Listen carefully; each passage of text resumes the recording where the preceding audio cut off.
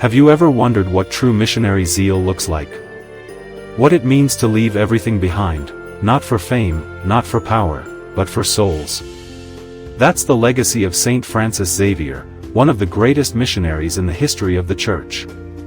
And every year, on December 3rd, the Catholic Church celebrates his feast day, not just to honor his life, but to remind us of our own mission as baptized Christians.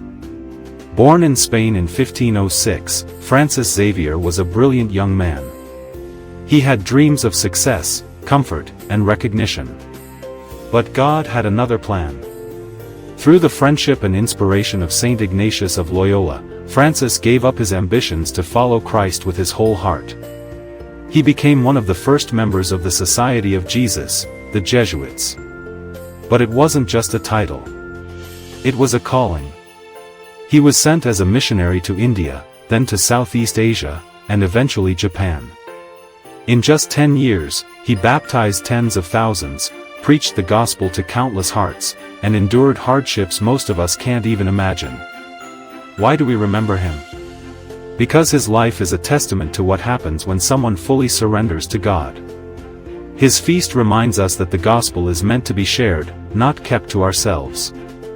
Jesus said in Matthew 28 verse 19, "Go therefore and make disciples of all nations." Saint Francis Xavier took those words to heart. He didn't hesitate. He didn't delay. He went.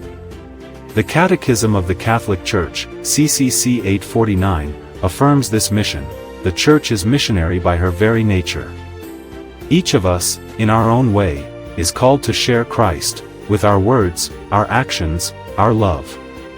You don't have to travel across oceans to be a missionary. You can begin at home, in your family, your workplace, your community. Saint Francis Xavier reminds us that every heart deserves to know Jesus. His story also teaches us courage. He faced language barriers, illness, rejection, but he never gave up. Because he wasn't relying on his own strength. He was fueled by grace, by prayer, and by love for God's people.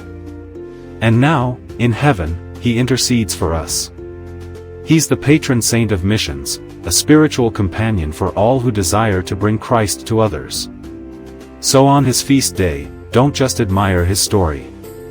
Be inspired to act. Pray for his intercession. Ask for his courage. And open your heart to the mission God has placed in front of you. Because you, too, are called. You may not be sent to faraway lands, but you are sent. To love.